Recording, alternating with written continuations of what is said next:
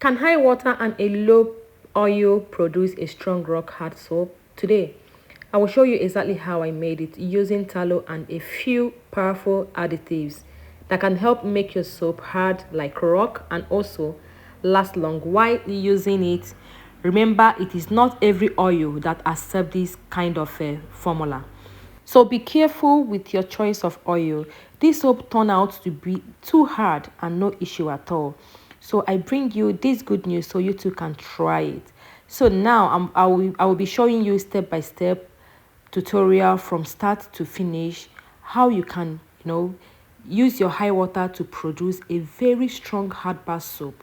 Now guys, get your paper and your pen ready so we can start. All right, okay. So now I want to measure out my water. So I'm going to make use of 4.2 liters of water for this production.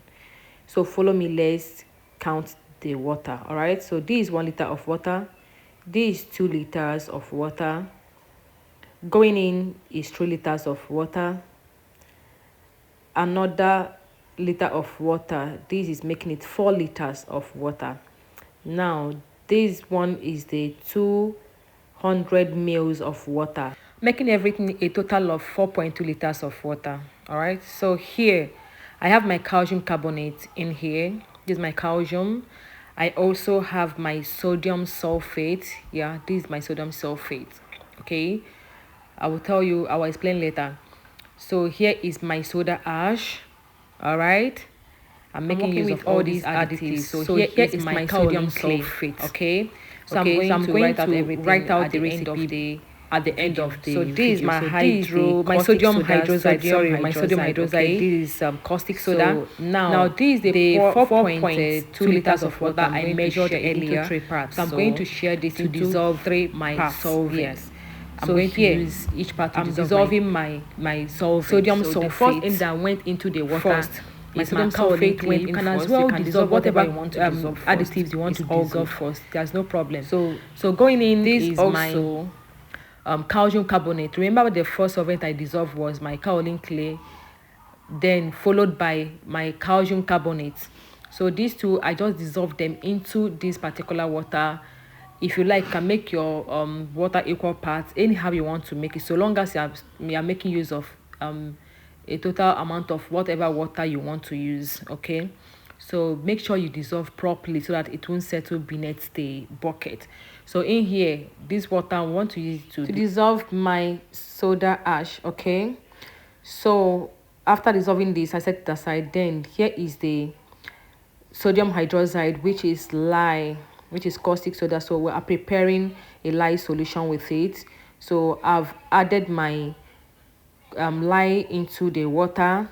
Then the next thing I'm going to add into the same lye water is my sodium sulfate. Here I'm dissolving the two solvents together. So please make sure you allow your caustic soda to at least get cold, all right, or to be warm before you use it. This is a hot process. Okay, so I'm going to show you every step, all right, because we're going to cook this on fire. There is no use making it hot. All right, so this should be warm or cold. So here is our 3 liters of tallow that we're going to use for the production. I've already measured out the tallow, so here I am melting it on fire, as you can see.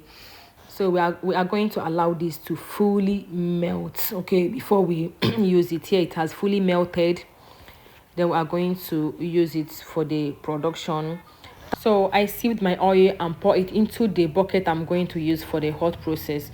So this is me adding my color. This is a combined color, so I added my color into my oil. I love adding my color into my oil so that it will combine very well. Everything will come out very well as I wanted. So I've added my color. This is my perfume. I do not want to add my perfume at last. I do not want any separation, even though we're cooking it on fire. So I chose to add my perfume into my oil. That's my pattern. All right, so after adding your perfume, you melt, you turn it properly. So here I added my dissolved soda ash first, and I noticed it was having a volcano. All right, it was having a volcano, so I kept it aside. I did not want to mess everywhere up. I do not have the strength to start cleaning. So then I followed it by adding the caustic soda, which is the lye solution. As you can see, this oil is very hot because I set it on fire.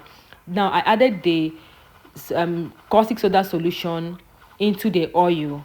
All right, I added into the oil because the soda ash was bubbling. It wanted to give me a volcano. So I calmed it down with a caustic soda solution. Then I just added a little. All right, stir it very well before adding the remaining soda ash. All right, soda ash solution. So all you need to do is to stir very well. I already tell you that one thing with production is for you to stir. You are going to stir to get what you want. You do not hesitate to stir it very well. So I stirred and stirred and stirred, then continue with the remaining soda ash solution. So this is the last soda ash solution. I've already poured it into my bucket. Remember, this bucket is on fire. You will see when I bring it down, it's on fire like this. There is fire. I'm making use of gas. Cooking gas to cook this soap. So I added the last caustic soda solution into my soap. Then what is going in now is my calcium carbonate and my kaolin clay. All right, I dissolved earlier. So this is what is going in here now. So tallow oil is the main cleaning and the hardening oil to produce a long-lasting bar. Caustic soda, which is a sodium hydroxide, reacts with or to form with your soap. Soda ash also helps improve cleaning power and hardness. Calcium acts as a filler and improves the soap firmness. Kaolin clay gives a smoother texture and helps absorb dirt and the excess oil, while sodium sulfate helps harden the soap and improve its structure. All right, then I also use foam booster. Of course, you are going to make use of your foam booster with tallow. Tallow does not foam. Yeah, does not have any foaming ability. So you are going to facilitate the lather or the latherness with adding a foam booster or any foaming agent of your choice. So yeah, what I used was a foam booster I made for myself. Okay, so this is the last solution of calcium carbonate and the kaolin clay. So that was the last thing I added here. Then you are going to stir very well. You are going to stir. So the soap is cooking. It's really cooking. So high water and the low oil helps with easier mixture and processing, while producing a firm and effective laundry or multi-purpose soap with an accurate soap recipe. Of course, if you want to get this right, make sure your recipe is very accurate. All right, you don't just use anyhow recipe, because I'm making use of a high water in this particular production. So your recipe should be accurate so that you get a firm and a very hard bar soap. All right, so why I use those additive was because I want this soap to come out hard. I want this soap to be firm. I want this soap to be very strong. So that is why I use those additives, because those additives are what is going to make your soap turn out to be hard. All right, so here I added more color because the color I added wasn't enough. So I added a more color into my soap. Remember, this soap is on fire, it's cooking. So please make sure you watch to the end. And please, if you find this video helpful, help me like this video, turn on the notification bell, like this video, share it with your loved ones. They are going to benefit. This is the only way you can make much profit using a high water, right? So this sodium silicate, sodium silicate also makes your soap hard and they give it a very good shine. All right, so that when your soap comes out, it's going to be shiny. It's going to make it look very shiny. So that's the work of a soda ash. And there is also soap, I can never make a soap without adding sodium silicate. I love sodium silicate a lot. Okay, so after adding the sodium silicate, what I did is to stir. I've carefully added my additives. Each ingredient has a specific role they play, from improving hardness and cleaning power to increasing foam and enhancing the fragrance. This high water, low oil method helps me achieve a strong and effective soap while keeping the process manageable. The soap is now cooking on the heat, and I'm stirring continuously to ensure everything cooks evenly. This soap is very important because it helps the soap fully process, improve in texture, and become progressive. Okay, so your work is to make sure you stir.